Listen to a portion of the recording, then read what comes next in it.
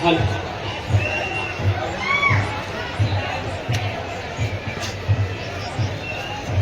Okay. जय जोहार का नारा है, देश हमारा है। जय जोहार का नारा है। दो हाथ ऊंचा करके जय जोहार का नारा है, देश हमारा है। जय जोहार का नारा है, देश हमारा है। जय जोहार का नारा है। देश हमारा है। यह नारा 2015 में मैंने गढ़ा था और इस नारे ने दक्षिणी राजस्थान और हमारे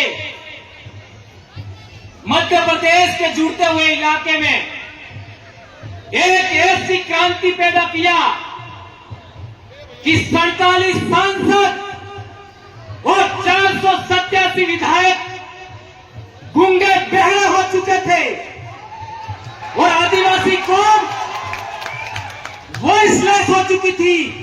उसका जवाब दिया और आज की तारीख में 5 विधायक और 1 सांसद इस नारे की बदौलत विधानसभा और लोकसभा में गए। आज मैं बहुत खुश हूं, आज मैं बहुत खुश हूं क्योंकि क्या लाजवाब डॉक्टर वसावत सर ने बोला। आपका राज पिपला में 5-6 साल पहले मुझे 2 बातों पर बोलने से रोका गया था कि राजनीति पर नहीं बोलना है और धर्म पर नहीं बोलना है, और मैंने वही 2 बातों पर बोला था। आज वसावत सर ने जो बोला, मेरा सीना गर्व से चौड़ा हो गया। मुझे लगा कि भंवरलाल परमार सही था, यह साबित हो गया।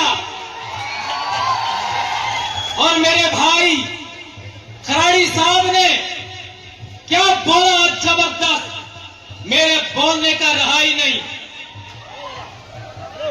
खराड़ी साहब ने जबरदस्त बातें की आज, जो मैं बोलना चाहता था, घर से सोच के आया, वह बात खराड़ी साहब ने रखा। और आज मैं कहना चाहता हूं कि मध्य प्रदेश में मैं बहुत बोल चुका हूं, मध्य प्रदेश का भी समय मुझे आज दिया जाए, आने वाले साल मुझे नहीं बोलना। दोस्तों, बारू दादा ने बहुत बड़ी बात बताई कि शोषण की परिभाषा क्या हो, अत्याचार की परिभाषा क्या हो। दोस्तों, हम लोगों को वनवासी कहा जा रहा है, यह भी अत्याचार है। हमारे समाज को धर्म में बांटा गया, यह भी अत्याचार है। हमारे समाज को पार्टियों में बांटा गया, यह भी अत्याचार है। रोड़ी प्रथा की बात करें, हमारे इलाके में आज की तारीख में एक महिला का कम उम्र में पति मर जाता है तो क्या किया जाता है? जब बच्चे छोटे छोटे होते हैं तो वो महिला मात्र 12 दिन वो महिला एज ए विधवा होती है। ये रूढ़ी प्रथा है बहुत बड़ी।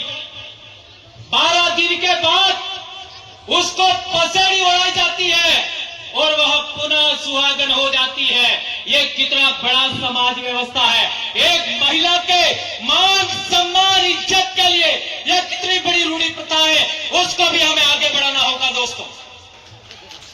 और एक बड़ी बात बताई थी बारू दादा ने कि हम हिंदू भी नहीं है, मुस्लिम नहीं है, ईसाई नहीं है।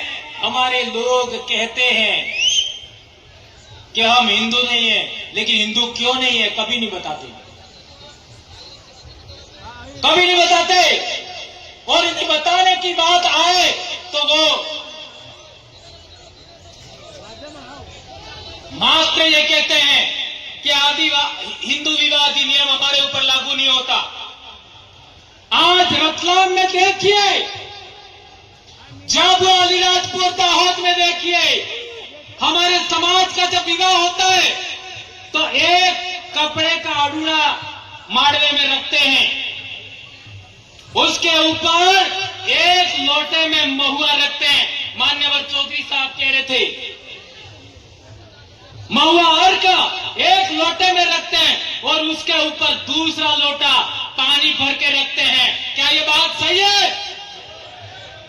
और उसके चारों तरफ फेरा लेने से पहले आरती की थाली से तिलक लगा जाता है धरती माता को।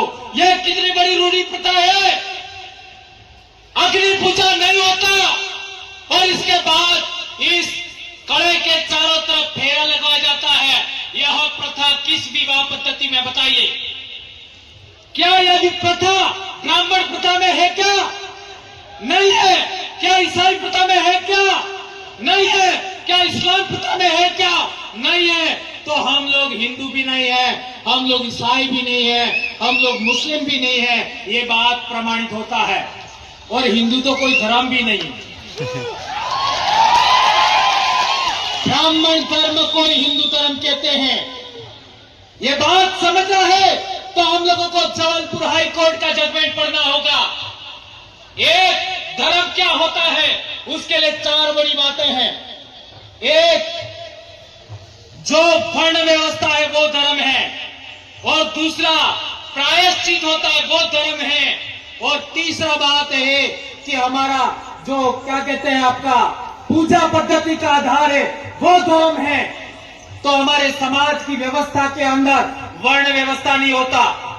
ये सुप्रीम कोर्ट ने बोला है, आपका जबलपुर हाई कोर्ट ने बोला।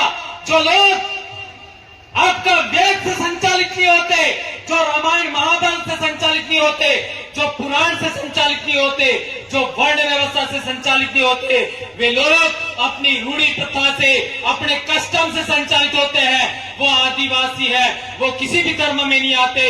ये जजमेंट में कहा गया है। आज तक हम लोगों को किसी ने नहीं बताया। और एक बड़ी बात, नंदा ताई, आज इनका सम्मान हुआ। नंदा ताई के जजमेंट में कहा गया है अबोरिजिन्स और शेड्यूल ट्राइब, यानी शेड्यूल ट्राइब का मतलब हुआ अबोरिजिन, अबोरिजिन और शेड्यूल ट्राइब, और ब्रैकेट में आदिवासी लिखा है।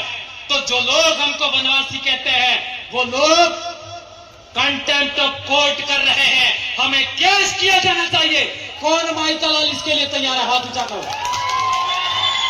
ये कंटेम्प्ट ऑफ कोर्ट का आपका केस किया जाना चाहिए, तो मैं मानूंगा कि नंदाबाई के साथ आपका न्याय हुआ। एक और बड़ी बात, हमारे बहुत सारे बड़े वक्ताओं ने बात रखा। एक बात आई थी भील प्रदेश, तो कई लोग मेरा विरोध करते थे।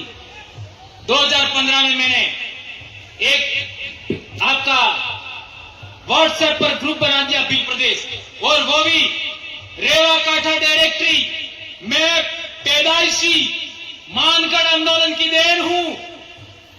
ये खराड़ी साहब पैदाइशी मानगढ़ आंदोलन की देन है। और ये आपका जितना भी दक्षिणी राजस्थान और उत्तरी गुजरात का आदिवासी है, उत्तरी मध्य प्रदेश का आदिवासी है, मानगढ़ आंदोलन की पैदाइश है। उस मानगढ़ आंदोलन का सबसे बड़ा उद्देश्य था भील राज कायम करना। और ये बात गोविंद गुरु के इतिहास में लिखी हुई थी। उसी को आधार मान करके मैंने भील प्रदेश व्हाट्सएप ग्रुप बनाया। बहुत लड़ाई हुआ, लेकिन लड़ते लड़ते हम लोगों ने आज पूरे इलाके के अंदर ये बात फैलाने में कामयाब हुए। आज मेरे छोटे भाई चेतर वसावा ने बोला, आपने कितना इस्तकबाल किया। मेरे छोटे भाई जय कृष्ण पटेल ने बोला, कितना बड़ा आपने इस्तकबाल किया। और हमारे डामोर सर ने भी बात किया, आप लोगों ने उनको सर आंखों पे रखा। ये बात हम लोगों को आगे बढ़ाना है। लेकिन मेरा भील प्रदेश क्या है? मेरा भील प्रदेश एक राज्य से भी बड़ा है। मेरा भील प्रदेश का मतलब है जहां जहां भील राजा हुआ करते थे वो सारी जमीन भील आदिवासियों की है। यह आदिवासियों के जल जंगल जमीन की लड़ाई है। यह है भील प्रदेश मेरे लिए। भील प्रदेश का मतलब जहां जहां हमारा बाप दादा राजा महाराजा थे वो सारी जमीन हमारी है, चाहे वो आज की तारीख में कोई भी बैठा है। और एक बड़ी बात, हमारे लोग जो संसद में और विधानसभा में गए हैं, वे लोग जब हमारे समाज की एट्रोसिटी होती है, हमारे समाज का मर्डर हो जाता है, हमारे समाज के गांव उजाड़ दिए जाते हैं, हमारे समाज का पेशाब कर दिया जाता है मुंह पर, तब भी मुंह नहीं खोलते। उसका कारण क्या? ये बात मात्र बच गई थी वसुंधरा सर की स्पीच में, तो हमें जनप्रतिनिधि सिलेक्शन प्रणाली लागू करना होगा। जनप्रतिनिधि सिलेक्शन प्रणाली का मतलब क्या है? एक विधानसभा के अंदर करीब 500 लोग वोट करेंगे, जो जीतेगा वो चुनाव लड़ेगा, बात खत्म। एक लोकसभा में 700 लोग सभी गांवों के वोट करेंगे और जो जीता वो चुनाव लड़ेगा, बात खत्म। यह है जनप्रतिनिधि सिलेक्शन प्रणाली। इसी के आधार पर हमारे लोग आगे बढ़ रहे हैं। और एक बड़ी बात कि ये लोग नहीं बोलते हैं, तो क्यों नहीं बोलते हैं? तो उनका सिलेक्शन उन लोगों ने किया है। इसलिए मैं कहना चाहता हूं, आदिवासी क्षेत्र से कांग्रेस भाजपा बाइकॉट। आदिवासियों की महाराष्ट्र में दूसरी पार्टी बनानी है, बनाओ। मध्य प्रदेश में बनानी है, बनाओ। गुजरात में बनानी है, बनाओ। जितनी बनानी है बनाओ, लेकिन आपका कोऑर्डिनेशन करना, अलायंस करना, लेकिन कांग्रेस भाजपा बाइकॉट, खत्म, टाटा बाय बाय। इसी तरीके से आदिवासी एकता कायम करना चाहते हो, रूढ़ी प्रथा बचाना चाहते हो, संस्कृति बचाना चाहते हो, तो तीनों धर्मों को भी बायकॉट करना होगा।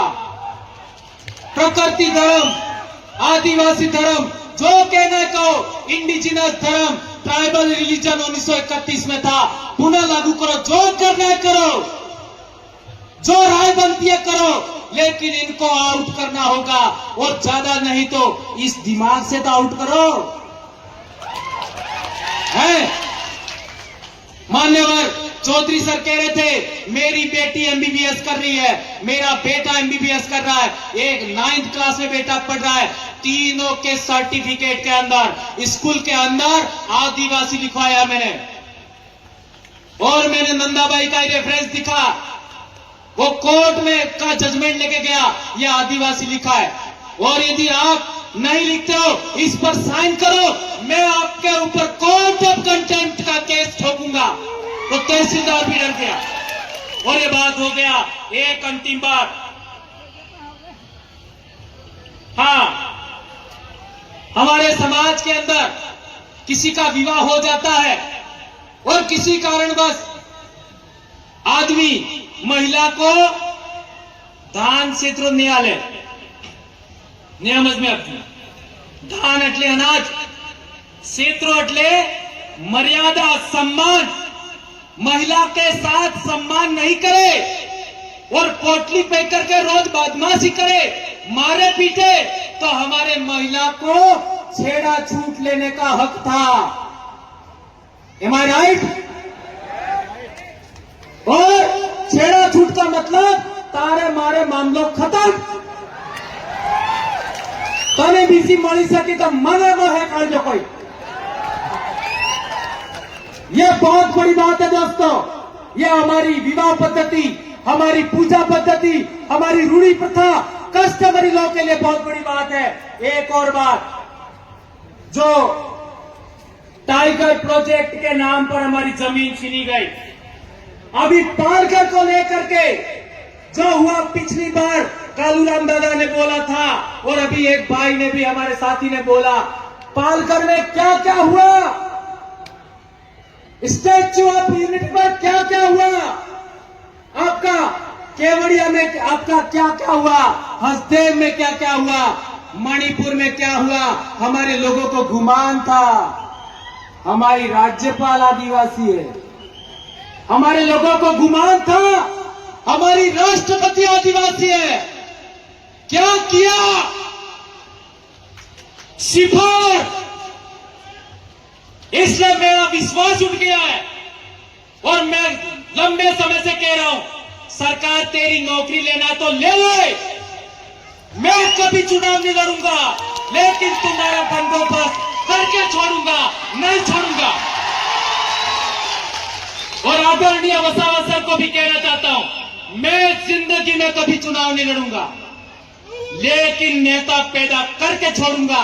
मैं मेरे बाप की औलाद हूं, मैं मेरी मां की औलाद हूं, और बाप की अकेली औलाद हूं मैं। और 2011 से इस बीमारी से पीड़ित हूं, फिर भी नहीं डरा मैं। कितना क्या क्या हुआ मेरे साथ, खरानी साहब को पूछ सकते हैं आप लोग। एपीओ किया, निलंबित किया, क्या कर लोगे? लाखों बवरलाल परमार पैदा हो गए। धन्यवाद दोस्तों, आप लोगों ने मुझे इतना बेरहमी से सुना, और संचालक भाइयों ने, मेरी बहनों ने, मेरे भाइयों ने, और इतना मुझे समय दिया। आपका दिल से जोहार करता हूं। और आज की मेरी स्पीच मेरे आइडल वारू सोनवणे और कालूराम धोदड़े को समर्पित है। जय जोहार, जय आदिवासी, जय दिल प्रदेश, जय भारत, आबुआ दिसुमरे, आबुआ राज, आपकी जय।